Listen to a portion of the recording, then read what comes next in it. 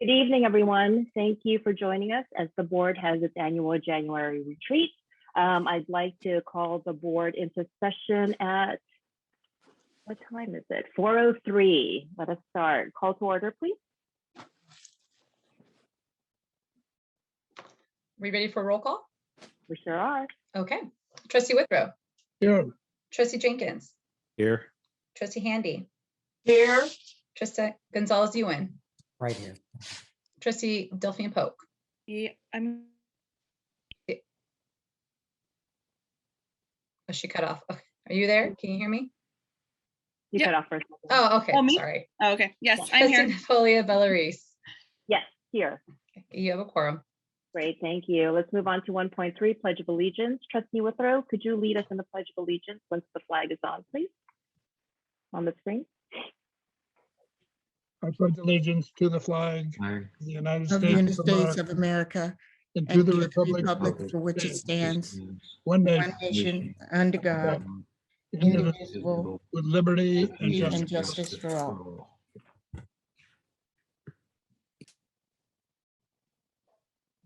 Thank you. And I just want to take a point of privilege right now and introduce Stephanie Joker, actually not introduce, welcome our new Deputy Chancellor. I did it earlier, but not everybody was on. So I know that she's going through a crown tooth problem, so I'm not going to have her speak, but just welcome, welcome, welcome. All right, let's move on to 1.4, affirmation of the statement of cooperation, please. I should have this memorized, but I don't. So if we could put that on the screen, that would be good.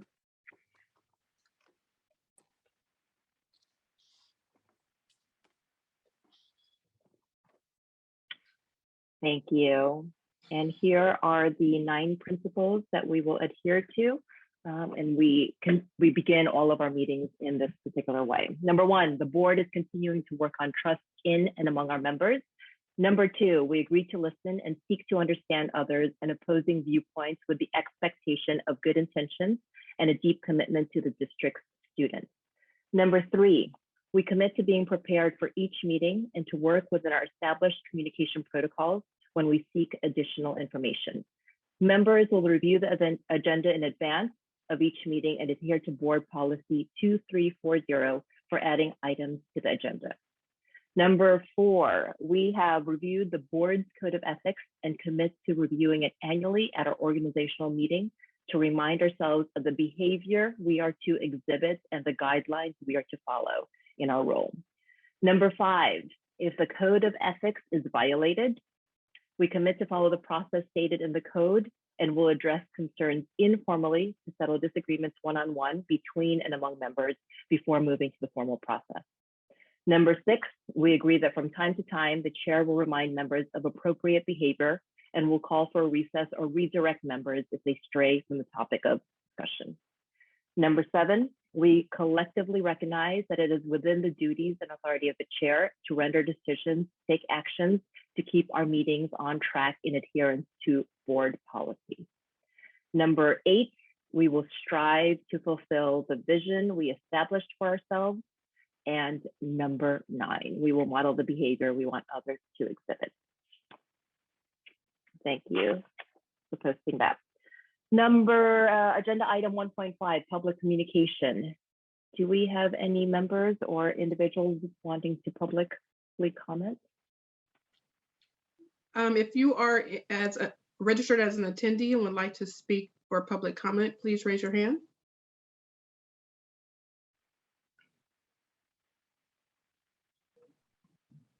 Okay, there are no one is raising their hand, so I think we are good.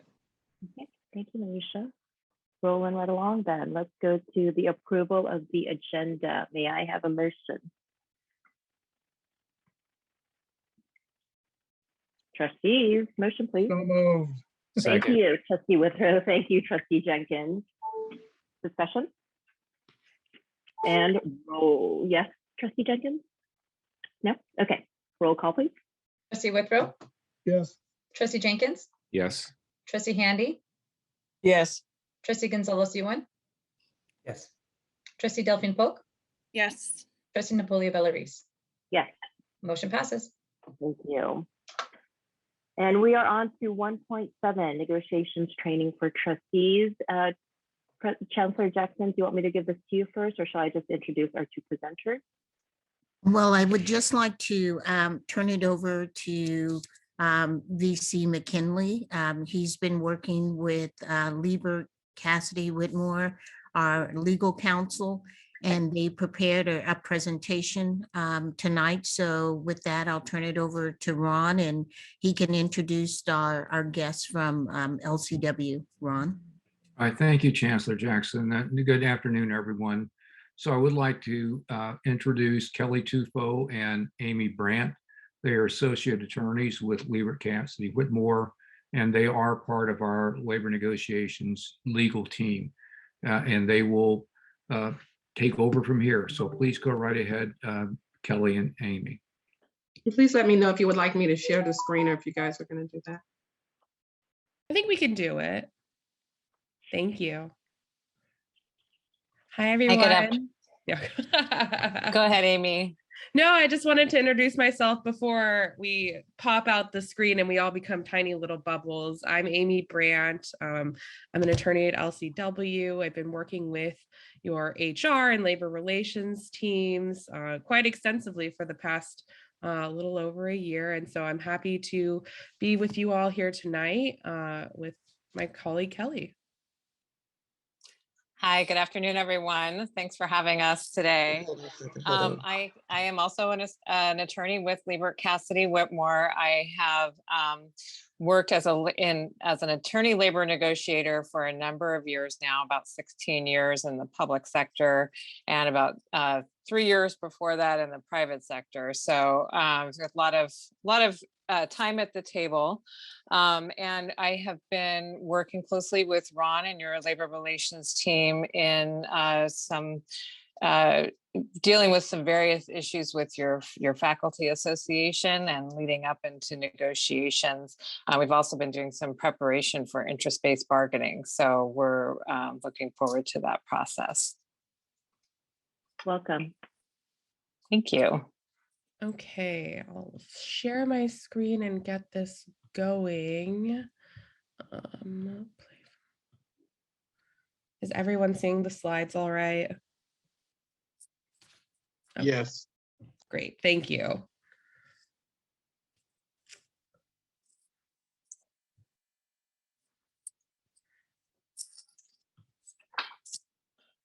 Okay, so to kick off our discussion tonight, we will be primarily focusing on the role of the governing board in labor negotiations. So we want to give you an overview of the general process and procedure, starting off with the statute that governs the negotiation process, the Educational Employment Relations Act. We'll also be talking about the governing board's role in guiding the negotiators, setting parameters for the negotiators in order to help us do our work at the table on your behalf and on the district's behalf. We'll also be talking about some of the different processes that are regulated by the statute, including a sunshining process of initial proposals. If we are not able to reach agreement, we'll talk about the procedure of what applies at impasse and the governing board's role in addressing unilateral implementation, which is a formal process that may follow the impasse procedures, not always, but sometimes. We'll talk about avoiding an unfair labor practice complaint, and we'll talk about some other general do's and don'ts. And then we'll end with some case studies that are based on real scenarios that we've dealt with at the table and involving elected officials. The other thing I'll just mention on this slide is, our intention here is that this is a dialogue. This is a refresh. I know we have some seasoned board member or board trustees with us and folks who have experienced negotiations. We know that the district, of course, is moving into a season of negotiations coming up. All of your contracts will be open for full negotiations this spring. So this is really intended to be a refresh, a relearn of kind of the basics and the board's role in the negotiations process. So please make this as much of a dialogue as you can. Ask questions, raise your hand. I'll try to keep an eye on if there are hands raised or comments in the chat. But if I'm not seeing you because I can only see a few of the boxes at a time, feel free to speak up as well as we go through the material.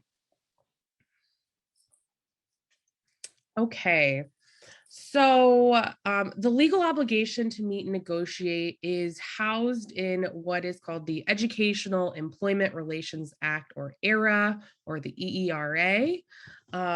This is tantamount to an LRB or MMBA. If you're coming from a public sector, a municipality, agency, or HERA, which is the Higher Education Employee Relations Act, if you're coming from CSU or UC. But for community colleges and for K-12s, the EERA is, or the ERA is, our labor relations statute. This is what we are regulated by in the community college district. And as part of the ERA, it requires that our local agencies, our community college districts, meet and negotiate in good faith over changes to wages, hours of employment, or other terms and conditions of employment. And so sometimes you hear this referred to as the scope of representation. There are two key terms that I think are most important on the slide that we will dig into a bit more. They get a lot of discussion and review at PERB. PERB is the body that enforces the EERA. And these 2 points or these two terms will also inform your role as policy setters and as the authority in negotiations as we head in there. So the first term is good faith. What does good faith really look like in negotiations? So we will talk about that a bit in the coming slides. And the second term is other terms and conditions of employment. Well, what does that mean? Other terms and conditions. What matters are truly negotiable. This also gets a lot of attention and discussion at PERB and in the process of negotiation. And so we're actually going to start with what that means. So how do we determine whether the terms and condition of employment are negotiable? The way that we do this is referred to as the Anaheim test. This is a test that was established by PERB to determine whether a subject that's not specifically enumerated as part of the statutory subjects of bargaining is within the scope of representation. This is the test that's applied to our very fact-specific situations to determine whether the issue of potential dispute or discussion is actually negotiable. So here are the things that are part of the test that are looked at to make this analysis. First, is it logically and reasonably related to scope? And what is scope? And we saw that on our previous slide when we're talking about the scope, wage, hours of employment, those terms and conditions. So is this something that will impact the working condition of your employees? The second point here, is it likely to cause conflict?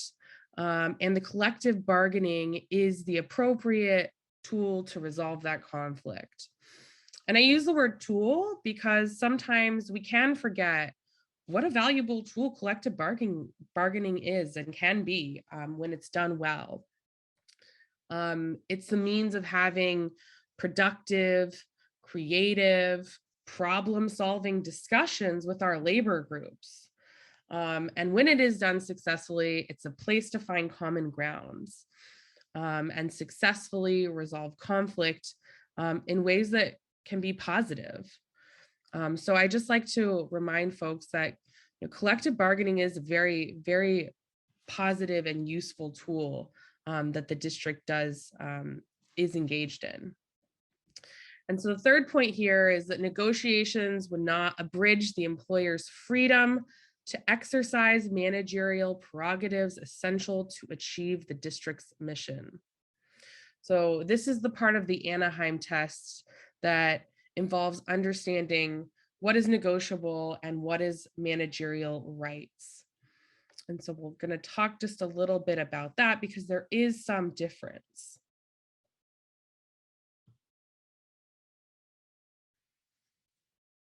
So it's important to distinguish the decision from the effects. So while a fundamental management decision may be exempt from the requirement to negotiate, an employer still may be required to negotiate over the impacts and the effects of a decision, so far as the decision impacts the terms and conditions of employment, right? So you'll hear this referred to as effects bargaining. You still have a conversation that, you still have to have a conversation with your unions before you exercise managerial right. So that's where the decision is within managerial discretion. However, the decision impacts other matters within the terms and the conditions of employment. So that's what effects bargaining is. The process for effects bargaining usually looks something like this. Management makes a decision about something that it intends to do. It then provides a clear notice to the unions that's sufficient for them to evaluate whether the managerial action will impact the terms and the conditions of employment. So it's the employer's duty to provide notice and an opportunity to negotiate the effects of the decision, should there be any impacts identified by the union. After that, it's the union's responsibility to evaluate that decision and then clearly articulate what it believes the impacts of the decision may be on the terms and conditions of employment. So the union must then respond to the district or to management and identify what impacts might be and request to meet and negotiate over the effects. So once the union does this, it's the employer's obligation to then meet and negotiate the impacts before it implements the action. And so this is true except in certain emergency situations. And the timing of this, I think, is really important, again, that we're getting ahead. And one of the themes we'll talk about today is just best practices with communication. But really, we shouldn't be negotiating impacts after the action's already taken place. An emergency situation, for example, that we saw in the past 2 years was that the decision that many community college districts made, or all the community college districts made across the state, to close down in March 2020 or so because of the pandemic. So some of the themes here, again, I think more communication is better than less when we're dealing with our labor unions and our groups, our employee representatives. Transparency is always a good idea, especially when we're coming out with new, different changes, ideas, decisions that are coming down, especially when they fall into this category of being fundamental management decisions. Expressing these and sharing these early on and identifying potential issues early on is better. So getting ahead of that and having really meaningful opportunity to communicate with the unions and the employee groups when there will be management decisions. An example of what that might look like. I think the classic example that comes to mind is layoffs. The decision to reduce the workforce is a management right. Management has the right to direct the size of the layoffs, and the decision is not negotiable. It's the decision that the employer gets to make. But of course, it can have tremendous effects on the employees who are laid off, and certainly potential impacts on the employees that remain. How does the reduction of the workforce impact the duties and the jobs of those who remain employed? Who's going to do the work of the folks that are laid off, for example, in this scenario?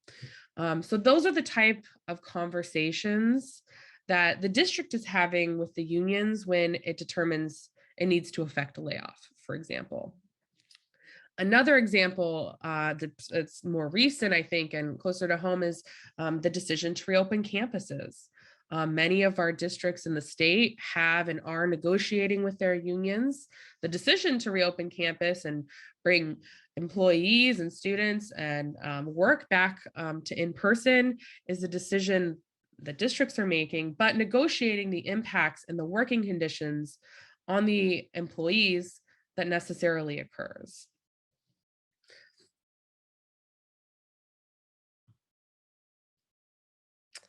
So the second of the terms that I just really wanted to spend a little time reviewing is, what is good faith?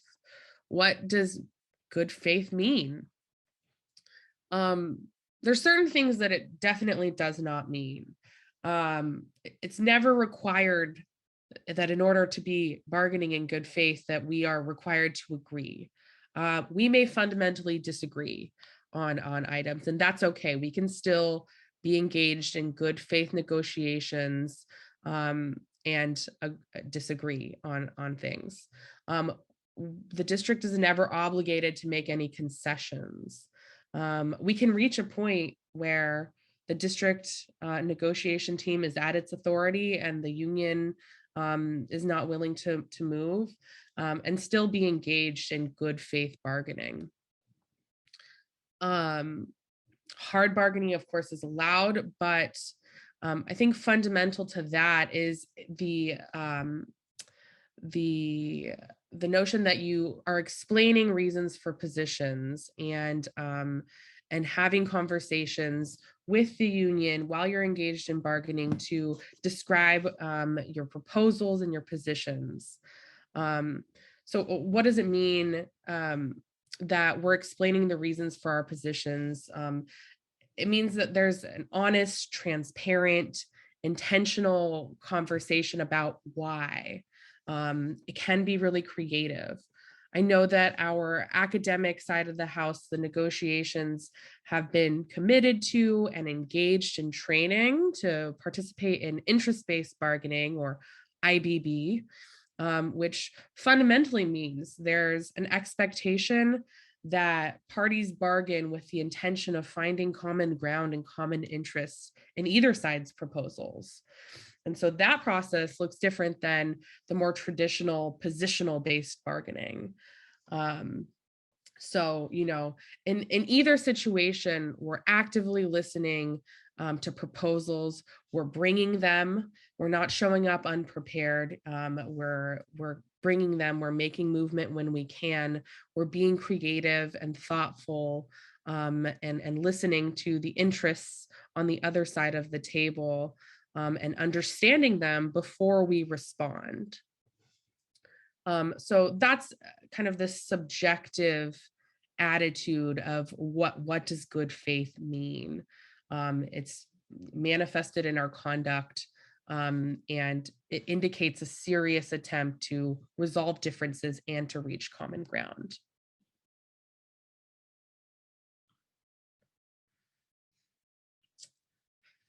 Another thing I think it's critical for boards to understand as we endeavor into collective bargaining and full table negotiation is, what is an unfair labor practice charge? This is an allegation that management or the union has violated the controlling statute. So here we're talking about ERA or ERA.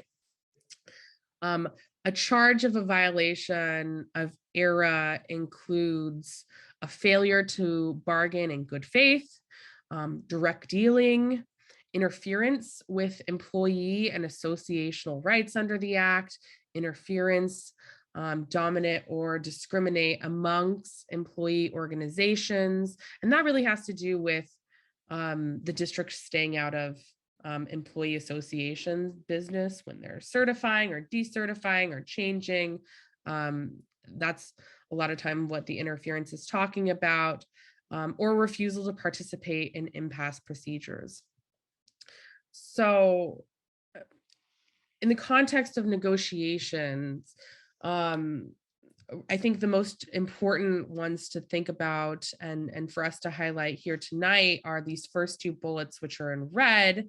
So these are issues that boards in particular can play a positive role in support of compliance with the district's obligations under ERA and positive labor relations, and also where boards can sometimes engage in missteps that could constitute violations or put your negotiations teams in danger of committing an unfair labor practice by inadvertently engaging in some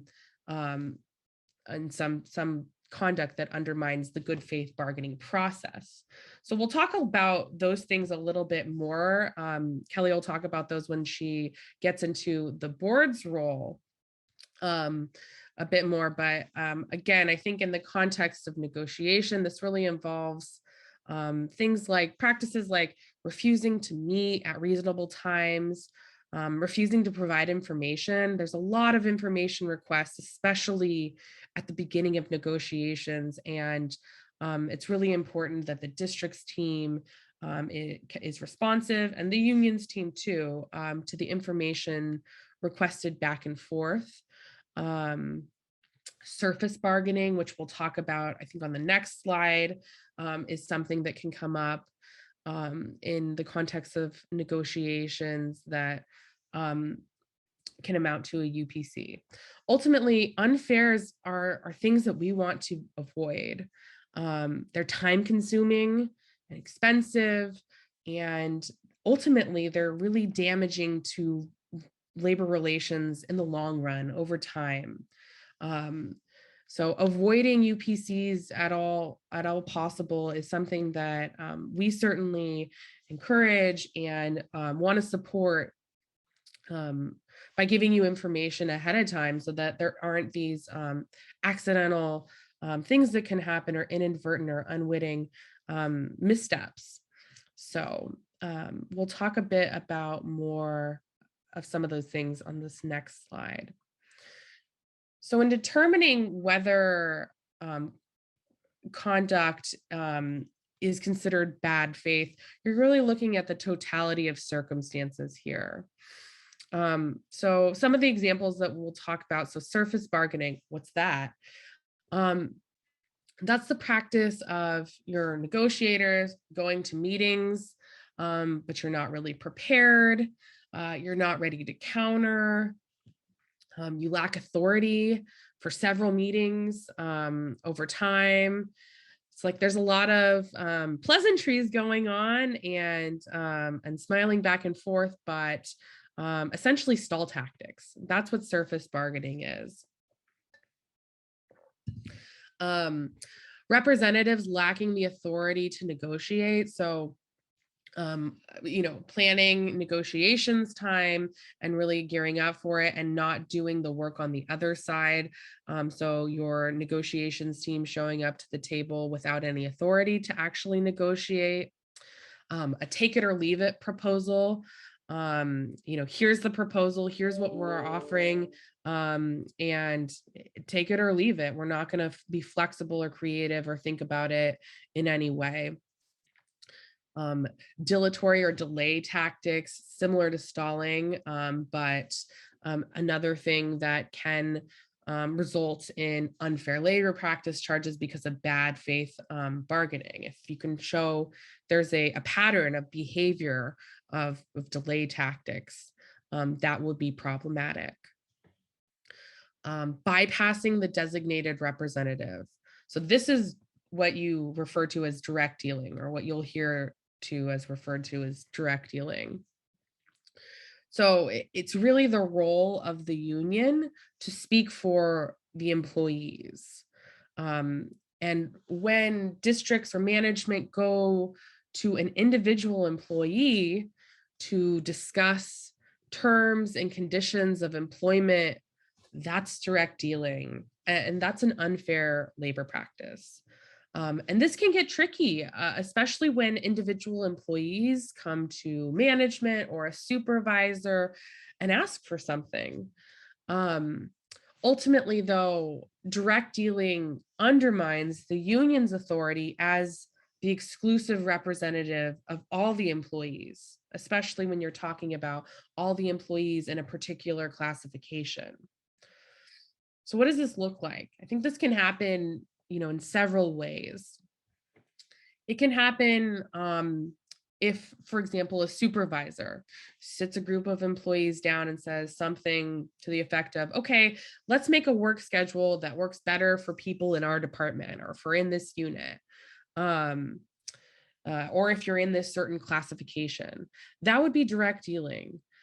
Even if the employees appreciate or like the idea or are in favor of it, it still is direct dealing, and it's still an unfair labor practice. Why?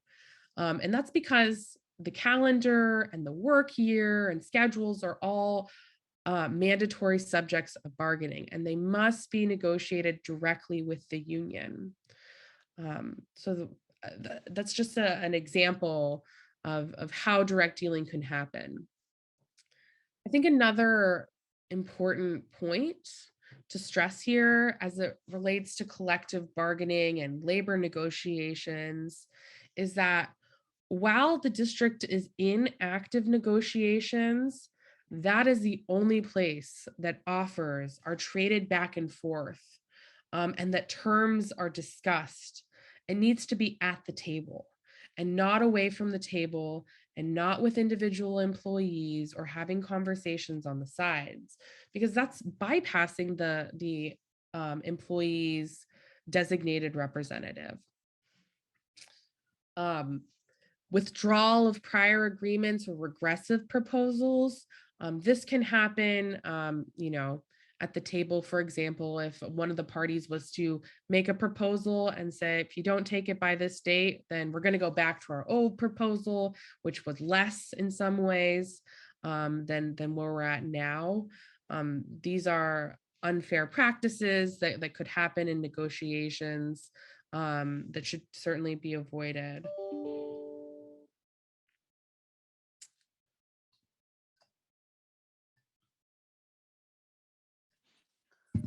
Thanks, Amy. Okay, we'd like to turn to a discussion of your role as the governing board in labor negotiations. So the primary role of the governing board is to give direction to your district negotiators. So we are your negotiation team. We act on behalf of the district with the direction of the governing board. Primarily, the direction to district negotiators is given within closed session. So I'm sure you've already received training on open meeting law, but the open meeting law does generally requires that governing body discussions are public. However, there are some exceptions that permit a closed session, and government code section 54957.6 does allow the board to hold a closed session for the purpose of giving direction to your labor negotiators. And that's primarily direction regarding negotiation of salaries, salary schedules, and fringe benefits of both your represented and unrepresented employees.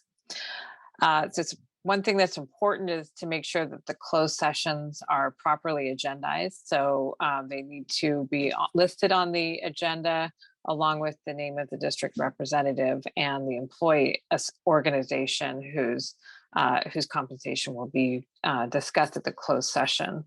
Or if these are unrepresented employees, the classification title of those employees.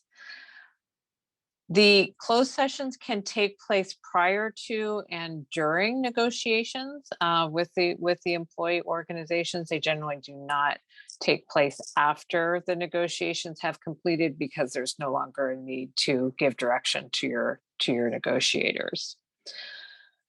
There is generally a requirement that the legislative body report out publicly after closed session if there's any action that is taken during closed session. This generally does not include giving direction to your negotiators regarding their authority at the table. So you don't have to report anything out after that. The other important thing to note about closed session is that those discussions are confidential, and I don't want to belabor this point too much because I know that you've had prior training on that, but it is really important to our ability to negotiate on the district's behalf effectively to have those closed session discussions remain confidential. Well, at the end of our training, we'll go through some hypos that I think will illustrate some of the pitfalls that can happen if that confidentiality is breached. But it really is critical to being able to protect the district's position on negotiations by having that confidentiality maintained. I think there could be some concerns here about potential conflicts and negotiations, and I wanted to briefly address that. So there is, you probably have already received training on conflicts issues as well and ethics issues as elected officials. The one thing that the law is set up to avoid is potential divided loyalties among officials. So if an official is on a governing body or legislative body, they need to be able to act solely on behalf of the agency's interest or the district's interest.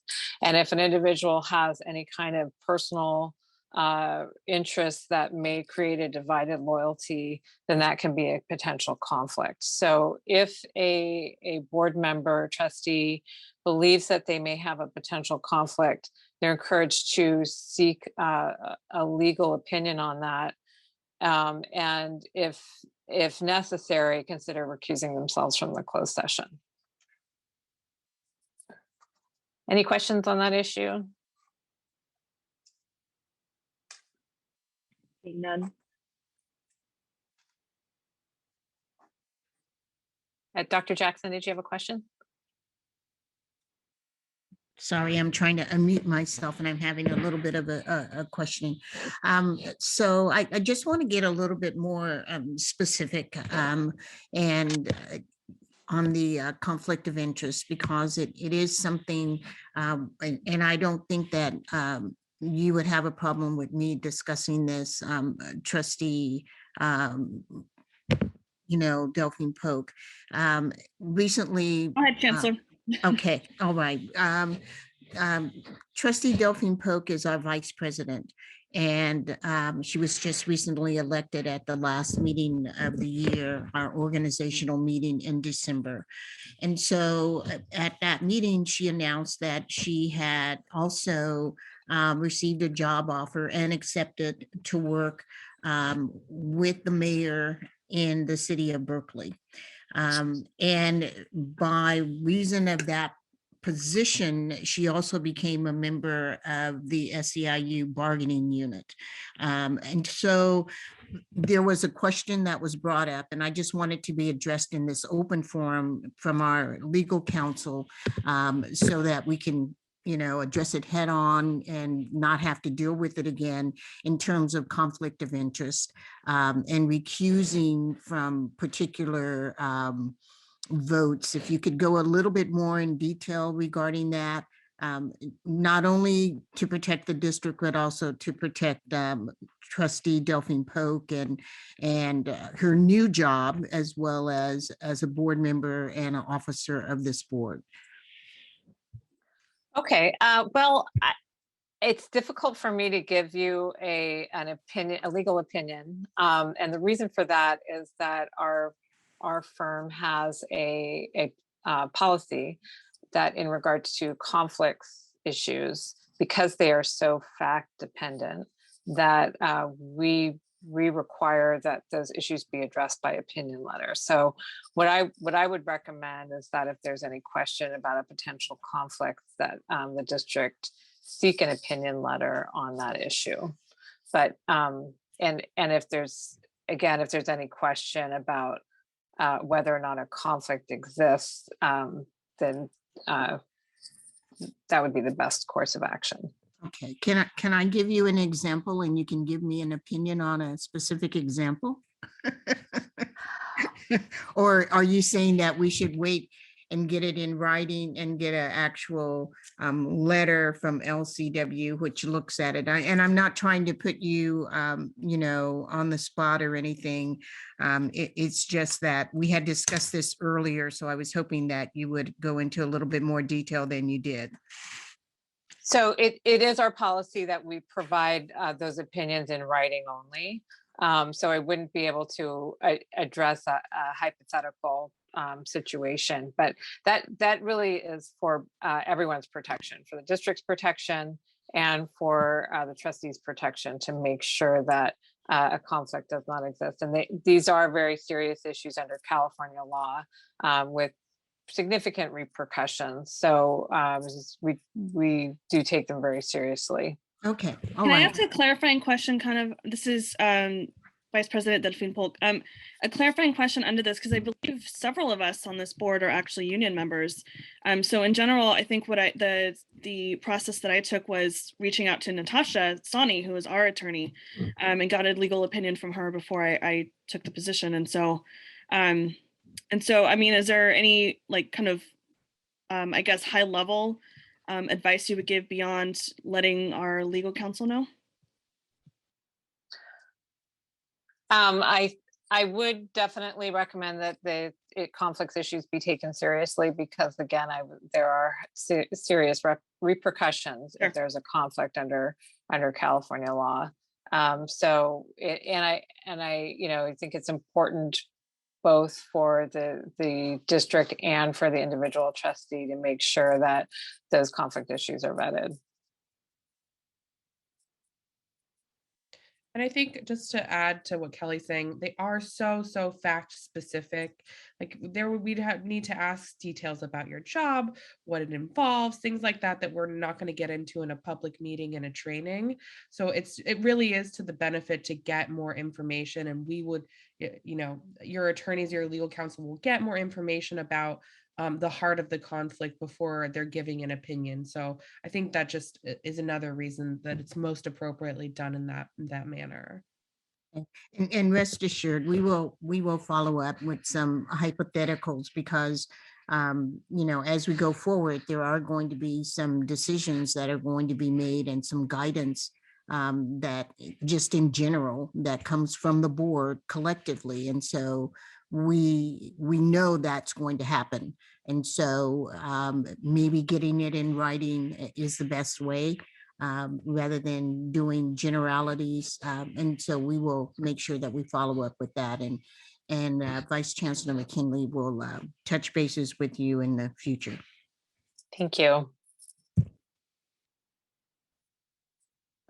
I think Trustee Withrow has his hand up if we're looking for other questions.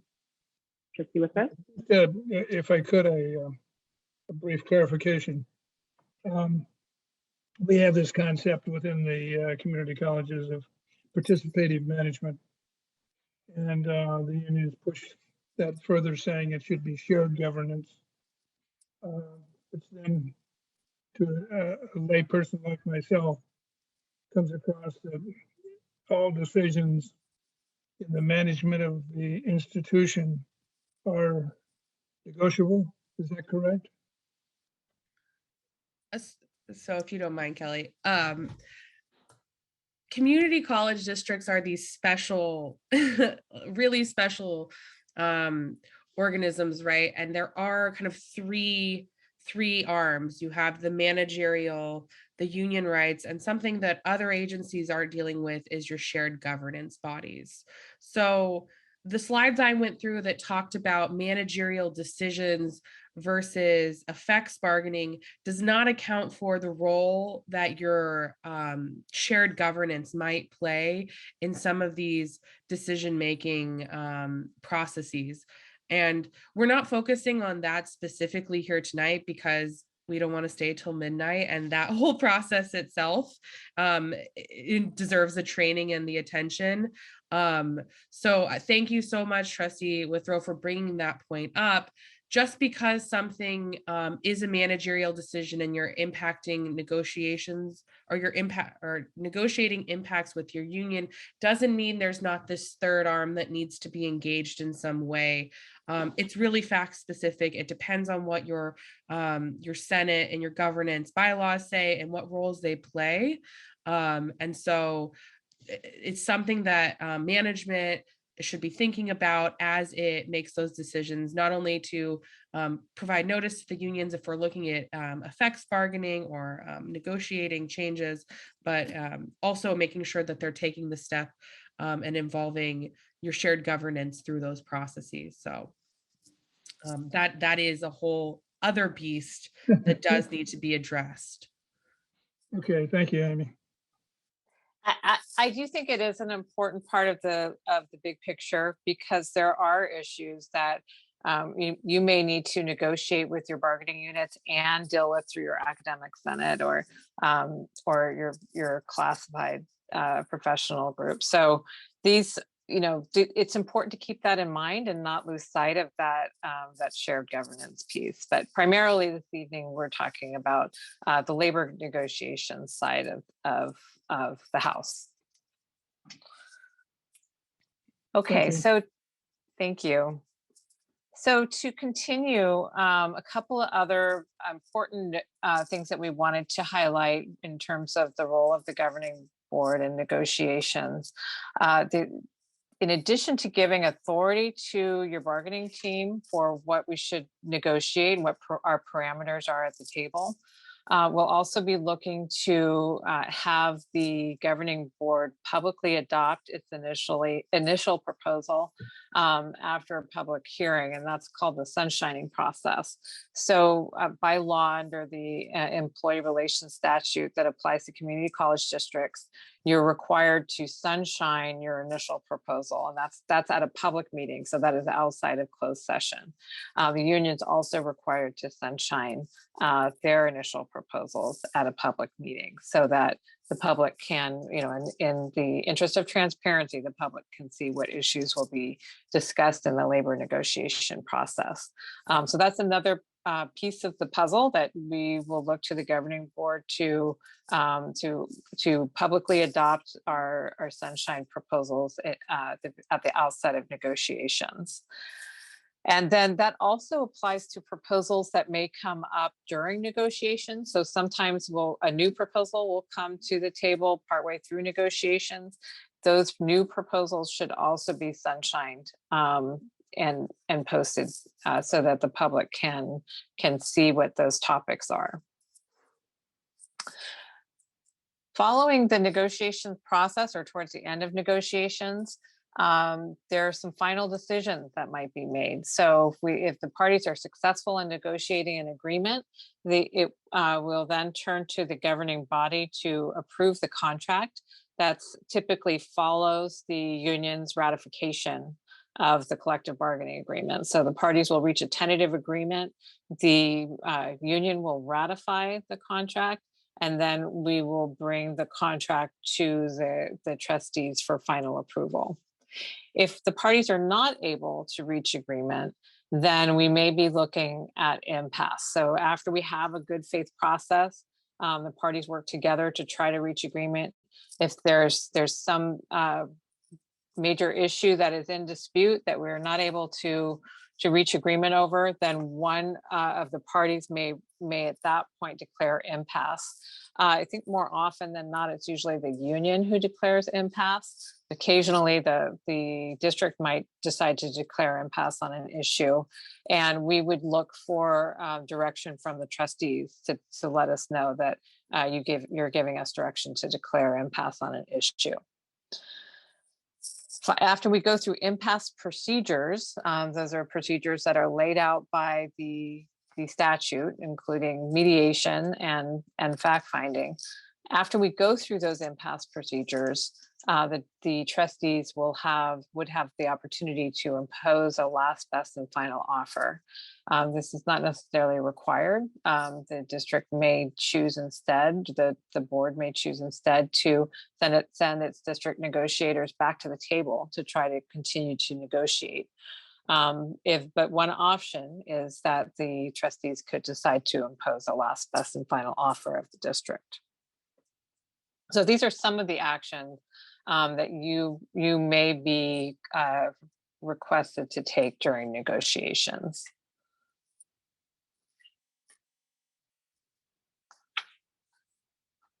So generally, we will come to you pretty early on in the process as soon as we have budget information available that can help guide the trustees in giving direction to the negotiators.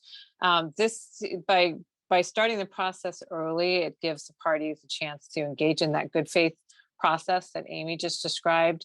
Also, since you have an agreement with your faculty association to engage in interest-based bargaining, that is usually a lengthier process. So that it will behoove the district to get started as early as possible on that.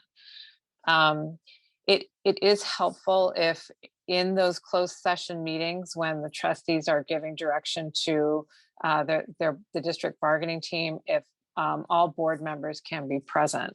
And the reason for that is just so that everybody is aware of the authority that's being given to the district negotiators. Sometimes what can happen if not all board members are present is that the board members who are absent later come to a subsequent closed session and ask questions about maybe a different direction for the negotiators. And that can be particularly tricky for us because as negotiators, we will strategically put out the opening proposals and subsequent proposals to show movement in a good faith process.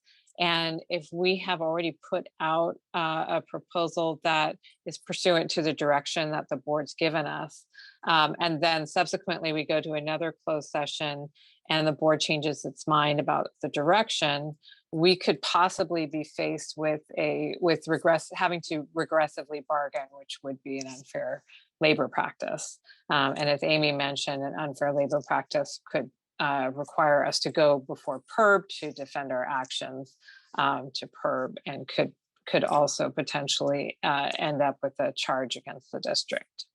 I think there's a few questions. Trustee Nikki.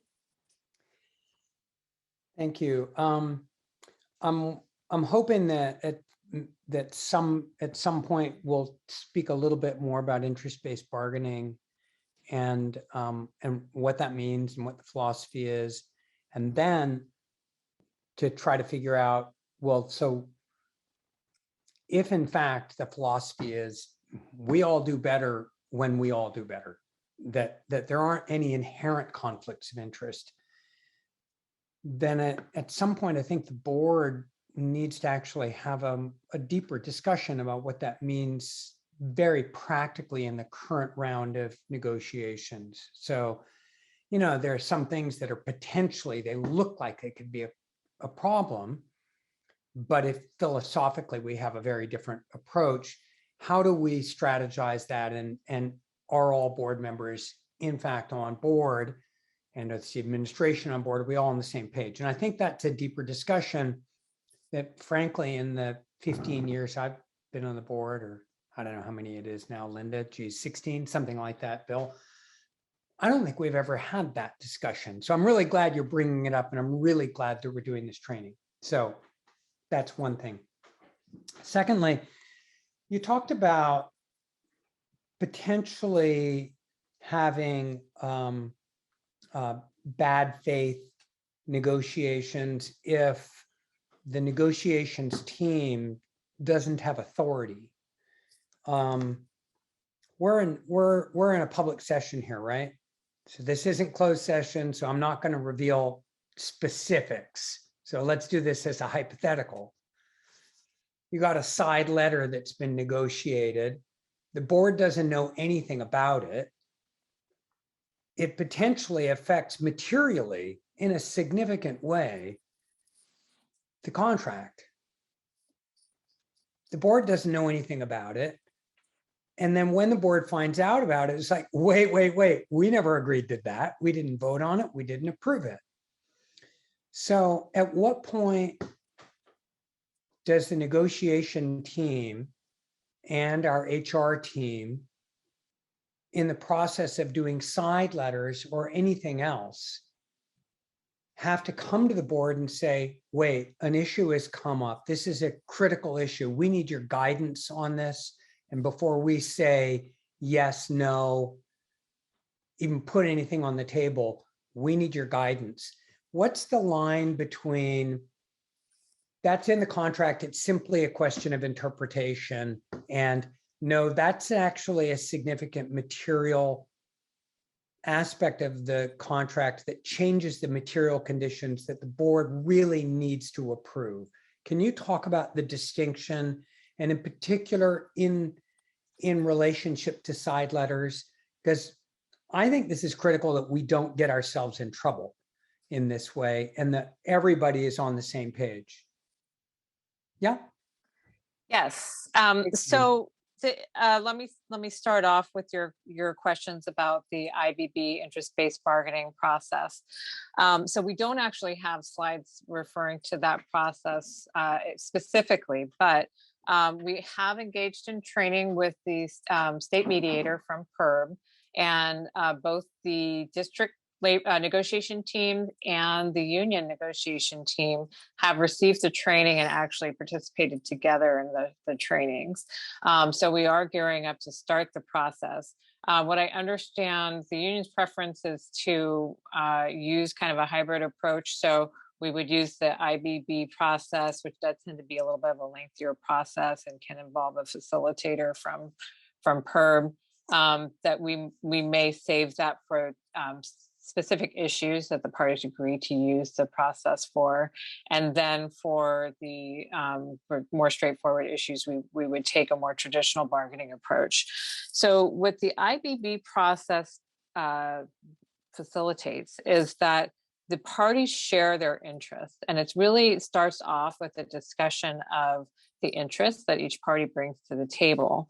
And then we spend time collectively defining the problem that needs to be solved through the negotiation process. And that's typically, defining the problem is typically not something that in traditional bargaining we would spend time on. It's very unique to interest-based bargaining. So once we then identify the problem that needs to be solved, the parties go through a process where they brainstorm some potential solutions and then refine those brainstorms until we come up with solutions that both parties can support. So I do think that the board direction that would be given for IBB may look a little bit different than it normally would in traditional bargaining. In traditional bargaining, you would give very clear parameters, and then we would issue proposals back and forth that are within those parameters. So I would suggest that at some point the board needs to understand that a little bit more specifically. And then as we head into negotiations, and I know I'm throwing you a curve because this is, like you said, this is more time consuming. Ultimately, the idea is that you avoid conflicts by doing this. But specifically, as we've entered this whole round of negotiations on the whole contract, I had raised, and I think maybe other trustees have raised, issues of, one, the fiscal cliff that we're facing with the SCIF, and secondly, our perennial problems with enrollment management, declining enrollment and productivity versus other, productivity, pushing productivity, so-called, versus other approaches and so forth. I think those are two areas where, as a district, we could probably do a lot better if we took a non-traditional, non-adversarial approach and said, look, we all have an interest in making sure we don't go bankrupt here. Can we be creative in this process? And there are probably some others, but I don't think the board has been engaged in any of that discussion. And to give direction, I think we probably do need so that we can agree, is this something that where interest-based bargaining is appropriate or not, and have that discussion. So I don't need a detailed discussion at this moment. I'll just flag those as something to consider as we then figure out what direction we give the negotiation team. Thank you. And then there was the issue of side letters and Yes. authority to negotiate. Yes, thank you. And just to briefly close the loop on the IBB, I think that we are gearing up for the process and preparing for the negotiations process. I do believe that we'll be setting up a closed session in the near future to talk about parameters. On the in terms of your question about authority, so I would say I have a general answer for you and I have a more specific answer for you. So I would say generally in labor negotiations, strictly speaking, the trustees would give authority primarily on financial issues and budget issues. Typically, if there's a non-economic issue at the table, that's often, unless there's a unique policy question at hand, typically that is handled without board direction. But the financial issues certainly are an important part of the authority that the board provides. Now that's the general answer. The more specific answer that I think is getting at the issue that you're raising is that I believe, and again, trying to speak in not targeting a specific instance, but I do believe there have been a number of grievance settlements that have occurred within the district. And my understanding, and again, I'm somewhat new to the district, I'm still getting my feet wet here, but my understanding is that typically the grievance settlements don't go to the board for approval here in the district. And I think some of the issues that have happened with the side letters is that they have been developed as grievance settlements. So that may be one of the reasons why the board hasn't certain side letters. Does that answer your question? Maybe this is more appropriate for a closed session discussion where we can get Okay. into specifics. Okay. Right? I think that's fine. Yeah, I just think that's from the dynamics that I'm seeing, I think that may be part of what's happening. I think just what's not clear, and I don't want to belabor this, but I think what's not clear is the distinction between where you are really changing the contract versus interpreting the contract, an agreement that you've already made. And what changes material conditions.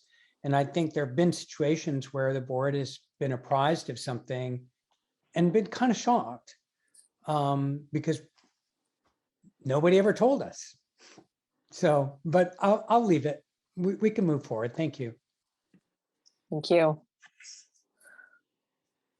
I have another question. Yes.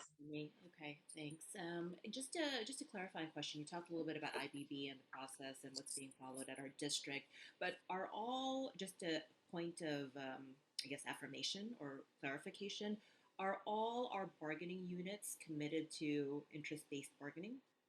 Is that where we are? Can we confirm that?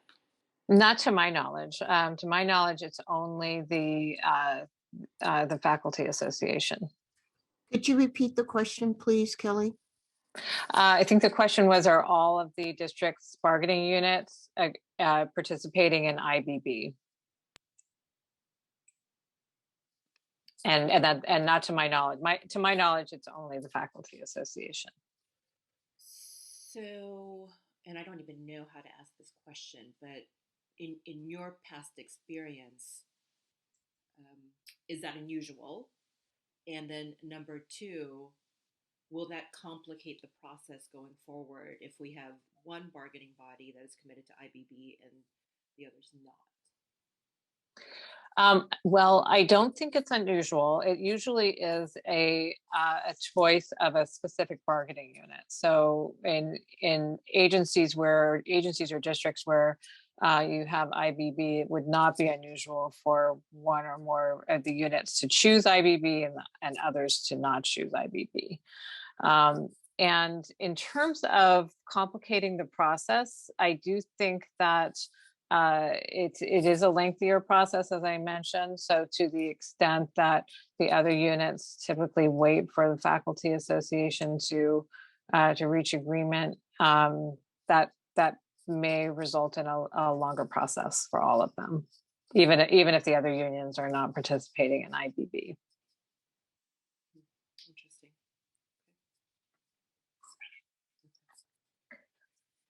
Okay, if there's no other questions, we'll continue. One other quick item I wanted to mention here is the issue of fiscal transparency. So the budget information should typically be presented in a public session, a public meeting.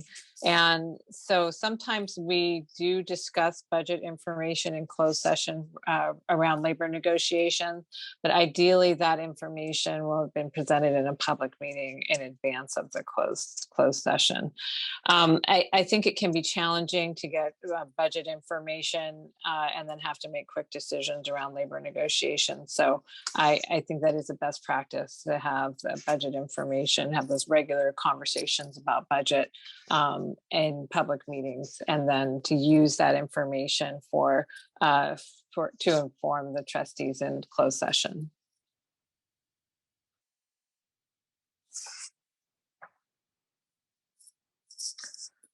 So as we mentioned, in closed session, we'll be establishing the parameters and expectations, and we do welcome the board's direction on negotiation parameters and expectations around what you would like to see.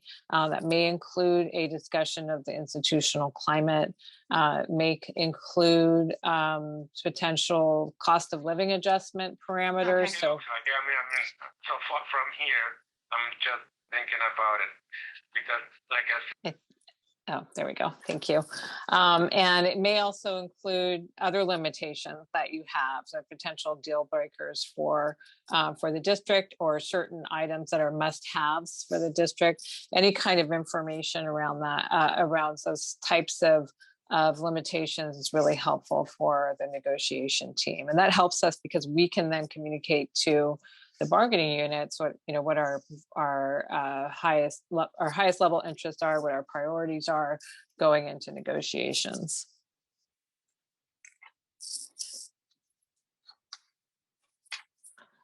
So your role as the governing body is to give guidance to your district negotiators, what the goals are for going into negotiations, what you hope what you would like us to achieve in negotiations on the district's behalf, the financial limitations, and any specific policy or vision direction that you'd like to give to us. Primarily, it's usually a discussion of financial or economic authority, but sometimes, like I said, it does also include discussion or direction regarding policy. And so it's our job, once we get that direction, to translate it into proposals, and we will generally make recommendations going into closed session as to what we would recommend in terms of authority for financial issues, and sort of the term of the agreement, and we'll also try to highlight what we think are some of the primary issues that we expect the union to raise at the table.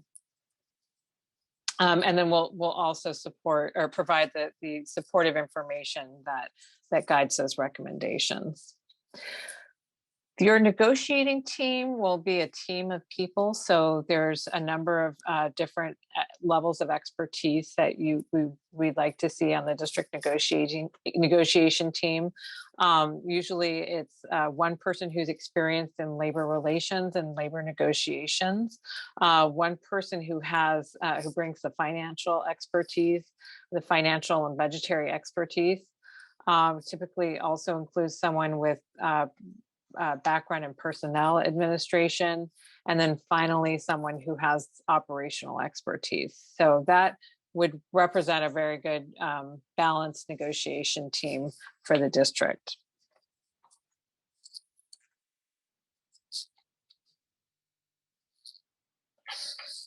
In terms of the board's relationship with the labor negotiator, this is a unique relationship. It's typically a confidential relationship. For most governing bodies that I work with, I almost only speak with them in closed session. So it definitely is a confidential relationship. I appreciate the direction that I get from governing body members and from boards. I like, this, I appreciate the specifics. I appreciate requests for additional information.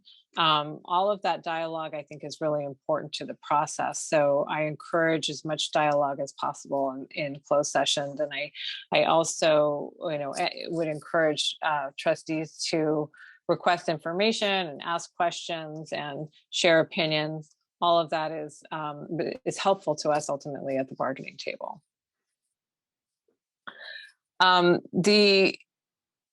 The one thing that you may see, and I want to talk about a little bit, is you may get contact from labor negotiators, from union negotiators, who are reaching out to you and hoping to potentially influence your position. And there's sometimes a tendency that I've seen among some elected officials to want to speed up the process. And they sometimes will do this by, if they've been contacted by a union rep, trying to work out a deal separately with the union rep. So that will definitely create some problems for your district negotiation team. And as I'll talk about in the hypo, it can definitely put the district in a disadvantaged situation in negotiations. So that confidentiality that we have in closed session is really critical to the process. And anytime that confidentiality is breached, the district is potentially disadvantaged in negotiations. So in closed session, you should expect that your team will, actually the next slide would be great. Thanks, Amy. All right, thank you. So you should expect that we'll seek your input on various negotiation items, again, primarily fiscal issues. We will also provide updates, and if we've received feedback on district proposals from the union, we'll provide that feedback to you. We will come to you if there's new issues at the table that are influencing negotiations. So sometimes you've maybe have given us authority on some key priorities of the district, and the union's priorities are going in a different direction. So we may come to you and give you that feedback that the union's provided, and seek your input and direction as to whether or not that changes the district's position at all. We do, in terms of the governing body's position, like I said, it may be tempting for a board member to try to negotiate for the district, either formally or informally. The process really is structured very specifically for the governing body to give direction to your negotiation team and for your team to negotiate on behalf of the district. Anytime those roles are stepped out of, it can create a lot of confusion. It can also create some problems in negotiations, and it can thirdly create unfair labor practices in some instances. So that is probably the most important message, that it's even though it may be tempting, it is best left to the negotiation team to do the negotiations.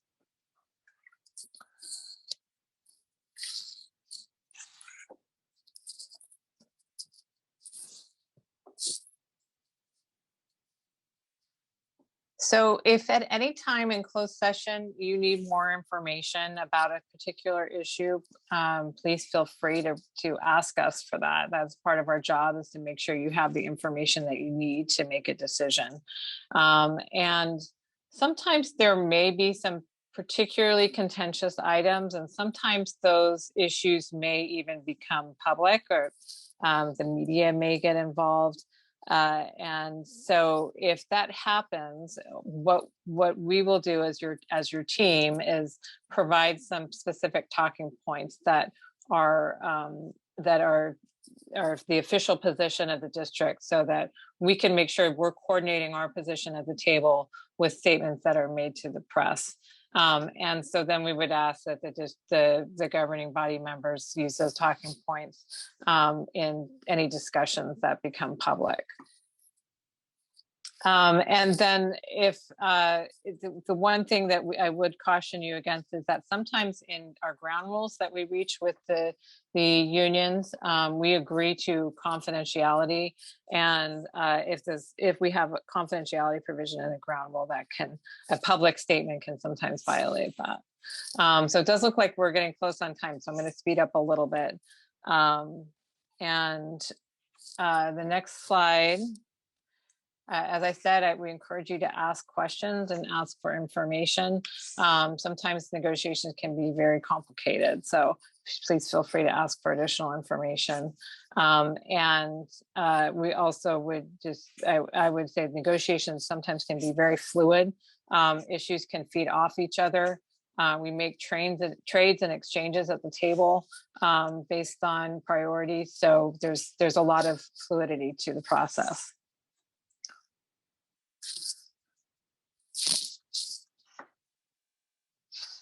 So we certainly recognize that the board's primary responsibility is to taxpayers and to the students. So that is why your direction to us, as you represent those interests, is very important to our process at the table. So again, we strongly recommend against negotiations with the unions, between board members and the unions behind the scenes. Unions will definitely attempt to have those discussions with you, and they can be problematic in the process. So I think we can skip this slide. We pretty much covered this already. I think this one too, pretty much discuss this, that the negotiations are complex, so please feel free to ask for additional information or data that you need to make decisions. And I'll turn it over to Amy. Thanks, Kelly. One thing I will say that I like to stress to boards in going through this type of training is, if you are ever concerned about the quality of the information that you're getting, that's a conversation for you to have with your chancellor, so that, she can get an understanding of what you think you're missing, and we can get that to you so that you are relying on your administration. So if you do have any additional questions, or you think that there's additional information that you need to inform your guidance and your authority, definitely speak up to us or have conversations with your chancellor about that as well. That is a resource. Just a few points on perspective from a chief business officer's perspective. So from your head of finance, it's really important to understand what the short-term and long-term consequences are for all the scenarios that are being contemplated through the negotiations process. So thinking through those and having a really long-term view, in addition to, of course, the immediate goals that the district might have, especially when we're talking about the financial implications. And I just from the comments that I'm hearing here tonight, I hear the awareness to the district's financial position. And so I think that's great, and bring that to the conversation, especially as the negotiations teams and the financial officer provide different scenarios. And some of those conversations will, we talked about having holistic, general, regular, transparent communications about the district's financial state in open session. What'll happen in closed session is we'll run scenarios of what if we did this, what if we did that, what about this, so that we can have conversations and strategize and get direction from the board. So making sure we're thinking both short-term and long-term about that. Of course, the chancellor will provide recommendations and will help to facilitate the dialogue between the chief business officer and the financial side of the district with the board. And of course, we want to maintain those routine communications and updates of the district's finances and budgets and projections and those type of things as they're scheduled and as they should be scheduled in open session. I see there's a hand. Is that? Yeah. Can you hear me? This is related to what you had said a second ago. Can you hear me okay? Yes. Okay. All right. So I remember attending another training on negotiations a while back, and I know that we've never done this, but they recommended at that training that it would be good practice, or actually plausible, to publish the facts of each phase of the negotiation, so that it mitigates misunderstanding when people walk away from the table, and or it also allows us to ensure that information communicated about the negotiation is factual and accurate during the different stages. So I guess my question is that possible, so that everybody has a baseline of the facts that come from the different phases of a communication at the table? Or is that kind of pie in the sky? Okay, and I'm just going to repeat your question in case anybody. So I think the heart of the question is, what should communication look like about what's happening at the table? And I think there's two things. One is the communication that the board is receiving from its negotiators about the status of what's happening at the table. The board gives direction on what should, its authority, the district's authority in negotiations, and your chief negotiator is coming back to you in closed session and reporting what's happening at the table. I think the other question that you might be asking too is whether the district should be communicating out publicly about what's going on at the table. And I think that really depends. And I think that's something that should be discussed as an option if it's something that the board is wanting, and understanding why and how often those communications are happening.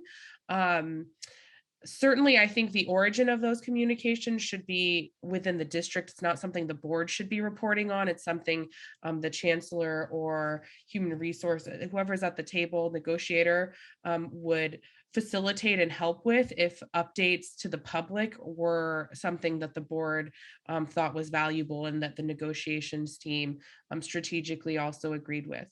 Oftentimes, you'll see that employee associations and unions will put out their own updates, and the district is often tempted, or board members are often tempted, like, we need to tell our side of the story. We want to get our message across. That's not really how we saw it. The challenge there is it might not be as valuable as it feels, because a lot of times most of the time, employees are going to trust their employee association. And that's really our target audience in giving our side of the story. And in doing so, it can further potentially disrupt or complicate the relationship at the bargaining table. So I think when and how the district communicates out publicly has to be really thoughtful and strategic. And it'll really just depend on the climate at the table and the environment that we're working in. So the lawyer answer that it depends is what I'm going to offer. Kelly, do you have something else to add to that?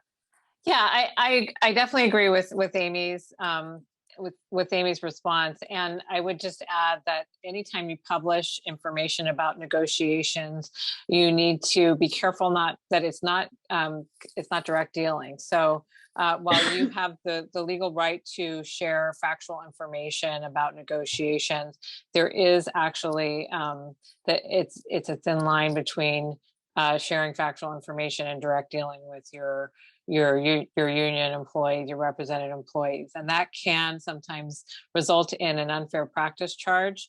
I think what you said, your question actually talked about jointly publishing factual information.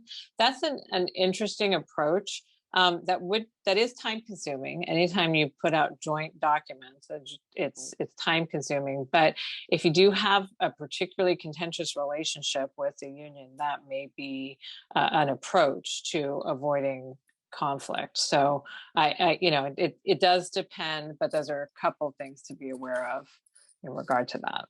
Yeah, the other thing I'll just add is something that Kelly said earlier. It will also depend on how the ground rules kind of suss out and whether or not the negotiations are confidential or not. So it really is, I think, a strategic decision based on facts of a particular table.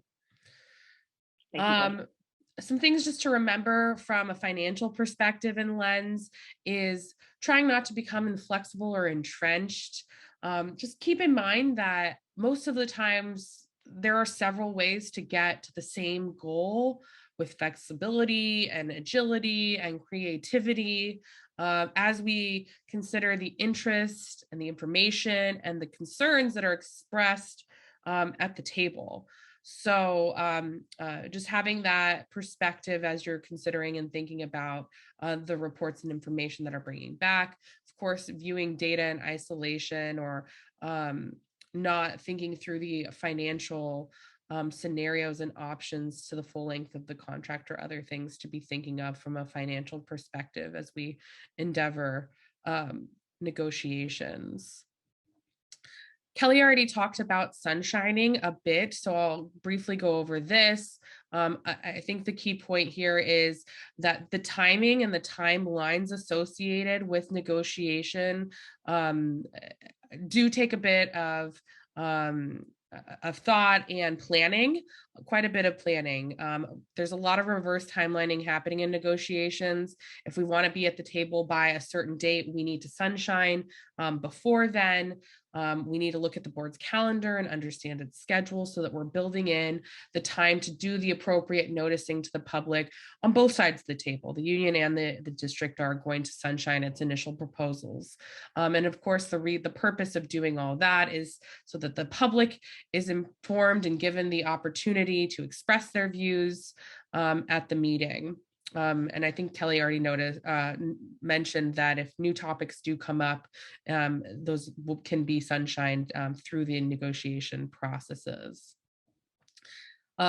She also, just to go a little deeper into impasse, I'll just quickly discuss that impasse is something that as negotiators, when we are getting to a point, if your negotiator comes to the board and says, we're at the end of our line, we're at the maximum authority that you have given us, the union isn't budging from its position, we've tried to be creative, we've tried as many things, scenarios and proposals in getting to where we can comfortably be to get to a resolution, but we think it's time to call in a mediator. It's our job to make sure that's not a surprise to you. We will continue to give you reports throughout the negotiation process so that if impasse is a situation we find ourselves in, the board isn't in a position of surprise at that point. So we would get the authority from the board to declare impasse if we're there. I think generally, Kelly mentioned most of the time the union's declaring impasse. Occasionally the district would or management would declare impasse, but I think the best way to go to impasse is actually mutually with the union.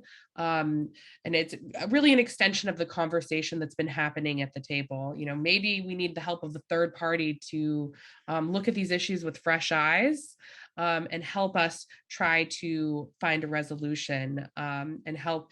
I think it communicates that both parties are still wanting to continue the conversation, but need a little bit of help. And then the next stage, of course, is facts finding.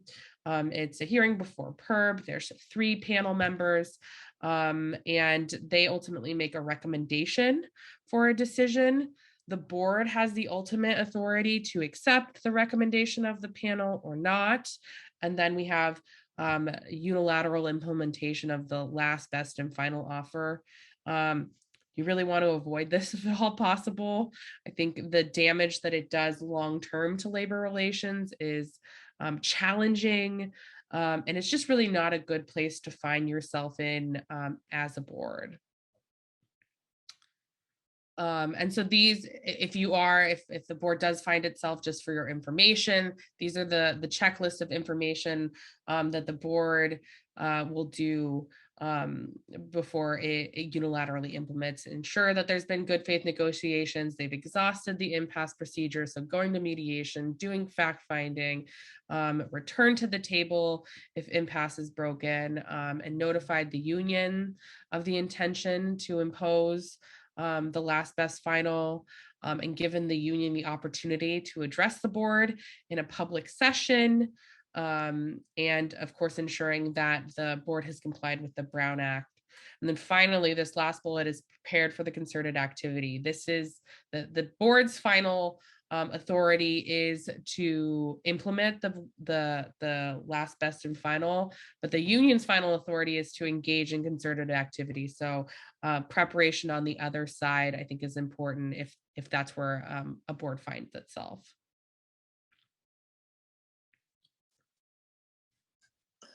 Okay, so I know we're short on time. I'll try to be as quick as I can on a few final points. So on avoiding an unfair labor practice, this is the typical place that this will affect elected officials, is the conversations that you might have with union reps or employees. And so individuals do have the right to speak to elected officials, and both trustees and the union have to avoid direct dealing by law. So that does make some of those conversations tricky. And unions, in terms of the union communications with the board members, they have to be careful not to circumvent the bargaining table, just like the employer has to be careful not to do that. So while the union can discuss interests with the board members, if you agree to talk to them, and you're not obligated to talk to them, but if you agree to talk to them, they can discuss interests with them as long as those discussions don't violate ground rules, but they cannot hand you a proposal or try to give you a proposal, because that is considered direct dealing. And similarly, we have to be very careful that we're not having discussions with individual employees about proposals and so on. And the other thing to be careful with in terms of those direct dealing type of conversations is that any kind of reprisal or threat or coercion is strictly prohibited under PERB law, and that will also result in an unfair practice charge. So we have to be careful that any individual communications don't include anything that could be construed as a threat or a promise or anything like that, and that we can use factual accounts or have communicate factual accounts of negotiations, as long as we don't have a ground rule that declares it a confidential process. Is there a question? I do have a question on this slide. Yes. Thank you. The third bullet there, accurate factual accounts of negotiations are generally permissible. What does that mean? Can you give an example?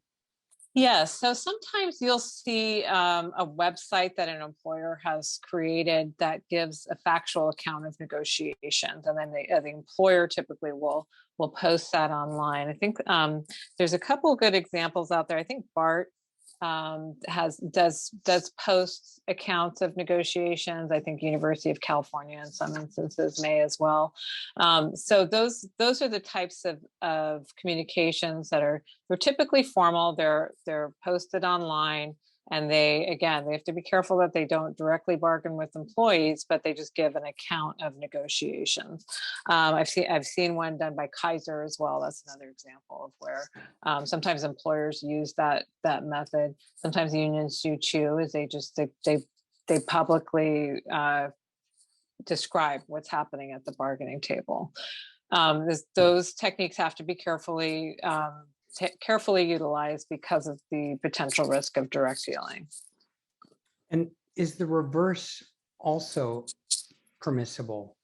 That is, can the union provide an accurate factual account of negotiations to board members?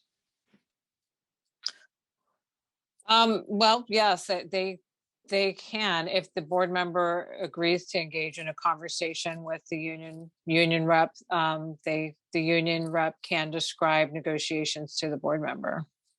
What we typically recommend. Oh, sorry, go ahead. Well, I saw in the scenarios later on, you've got a question on this. Yes. And so, one of the responses was, you can not meet, you could totally screw it up and negotiate, you could just listen. And it seems to me that what this is saying is that if you did in fact agree to meet, and you were just listening to their account of what they think is going on, that while that certainly poses its risks because of what might be construed as miscommunication, and maybe in some circumstances you just wouldn't want to take that risk, in some circumstances that might be permissible and useful and legal, and then it's like, use your good judgment. That's why I'm trying to parse this to keep us all out of trouble. Yeah, great question. So I'm going to suggest we skip ahead to that slide number 30. So the hypo is the union president asked to meet with you to discuss critical labor negotiations issues. So your options are that you meet with the union president, try to broker the deal. B, you meet with the union president just to listen but not respond. C, refuse to meet with the union president. Or D, meet with the union president and invite the district negotiator. So before you answer that question, I'm going to share two quick experiences that I've had at the table. One is it was an experience where the option B was selected by the elected official, and then after the meeting, the union rep came to the table and completely misconstrued what the board member had said or not said. And we had no idea as the district negotiators whether or not that had actually taken place. The second scenario that happened, this is option A was selected, and it was really disastrous for the agency. And it was so extreme that actually the union had met with so many board members that they came to the table and said, at your closed session this afternoon, here's the authority you will be given. And it was, it really did create a lot of havoc in the negotiation process. And so not just one board member was meeting with the union, but they all were. And in some instances, well, the union actually was right about the authority that we were going to be given that afternoon, which we had no idea about. There were some instances in where the elected officials were giving different statements to us in closed session and different from what they were telling the union in their one-on-one meetings. So it really can create a lot of havoc at the table. So actually I'm going to tell you what we recommend. We either recommend that you refuse to meet with the union reps, which is your option. You're not obligated to meet with them. If you do want to meet with them, and that's also your option, if you want to meet with a union rep, we recommend that you invite someone from the district negotiation team. So we don't end up in a situation where they tell us something that you said and we have no idea whether or not that was actually said or whether it's being taken out of context or something like that. Okay, that's super helpful. And I'll just say, I've been in that situation where I met with a union leader, listened, and then subsequently that conversation was communicated completely inaccurately. I don't think, frankly, by the union leader, but nonetheless, it was confusing. I think in this district right now, we're doing really well. I think the board has great relationship with management. And I think by and large, board members are doing well with each other. So I don't think we're in that situation, but we're a political body, as all political bodies sometimes, run into situations where you've just got disagreements and then you don't have a lot of trust about what's actually happening at the negotiation table. And so it's like, do I trust this information? And so it puts the elected in a really complicated position to try to represent their own values faithfully, not undermine the district negotiations, and not screw up the employees at the same time. That's a horrible situation. I kind of like situation D, where it's like, all right, let's hear from this and let's make sure it's not misconstrued and that we're not getting anybody in trouble. But, ideally you never get there. Yeah. But thank you for that clarification. That's super helpful. Thank you. Sure, no problem. And I think this is one of the biggest pitfalls for officials for some of the reasons you just described, is that there's a lot of reasons why an official may feel or trustee may feel compelled to try to understand what's happening at the bargaining table, particularly if things are becoming contentious. So the best option, if you do feel compelled to meet with a union representative, is just to make sure that there's somebody there from the district team to avoid those types of situations. Okay, so we'll try to, we have two more quick hypos. We'll try to run through them really quickly. Amy, do you want to take the next one? Sure. And we talked about this quite a little bit, but at a press conference, a reporter asked you if the district plans to reduce compensation this year. In fact, the board has given the negotiator authority to propose a 2% salary reduction. You A, say, yes, we're reducing salary by 2%, B, pretend you know nothing about it, or C, respond that compensation will be determined by the collective bargaining process. In the interest of time, I'll let you know that the answer is C. You can't reveal confidential closed session information to the press. So you're going to want to avoid disclosing anything, but you also, and also keep in mind that the final deal might not be exactly identical to what the board's authority is in that exact moment of time. So I'll go to the last one. Okay, so and I will point out just on this last hypo, it gets tempting, I think, or the hypo that Amy just covered, it gets really tempting to just want to cut to the chase and say, look, we have 2%, right? But what sometimes is hidden from elected officials at a certain point in the process is that the union just gave us a whole host of really expensive proposals. And we may be holding back some of our authority so that we can assess those other proposals and what the cost may be. So you may not have the full picture at the point where you're tempted to just cut to the chase.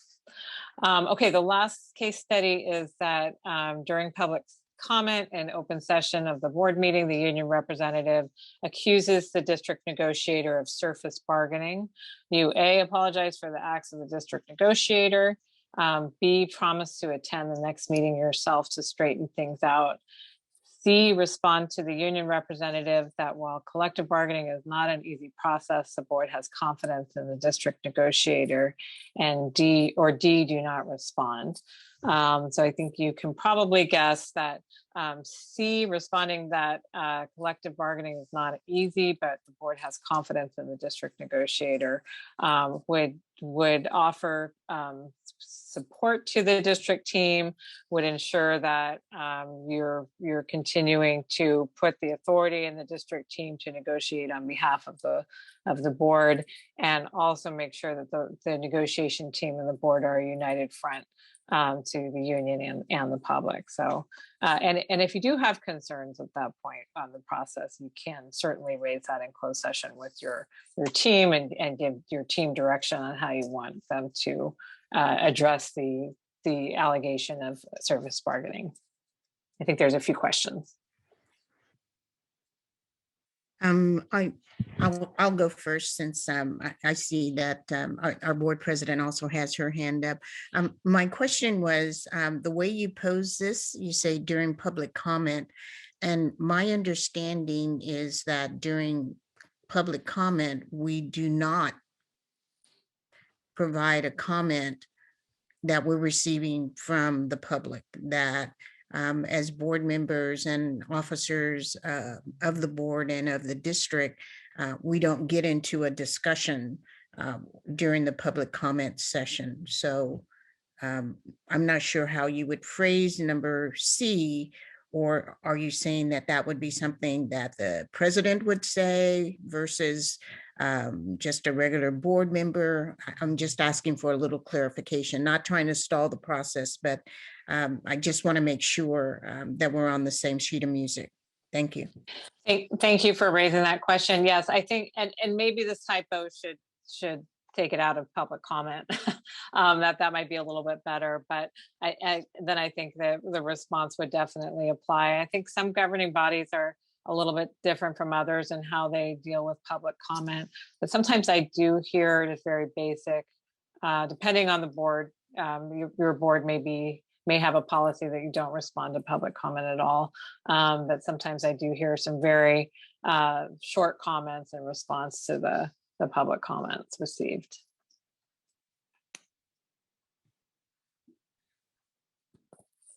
Before we close out, and I know we've exceeded our time, but if there are any other burning questions you'd like to ask now, we're happy to take them.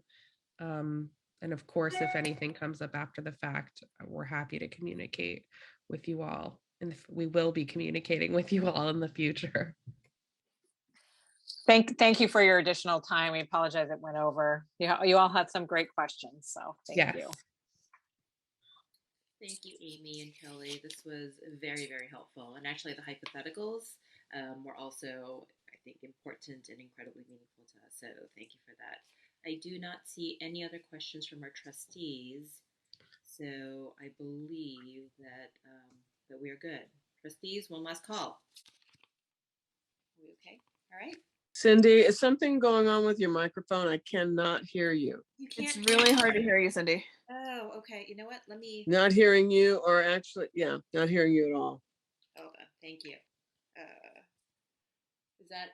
Is that better?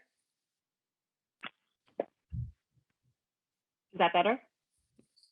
Yeah. Yes. Yeah, that's much better, Cindy. Thank you. What I was trying to say was thank you, Amy, and thank you, Kelly. I think your hypotheticals were really well appreciated, and I think that they were also very meaningful and helpful to us. At this particular point, I believe I see no comments from anyone.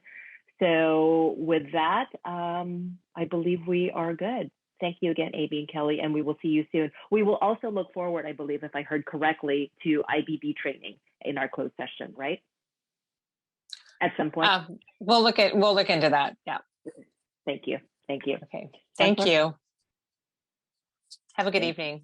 Thank you. Thanks, everyone.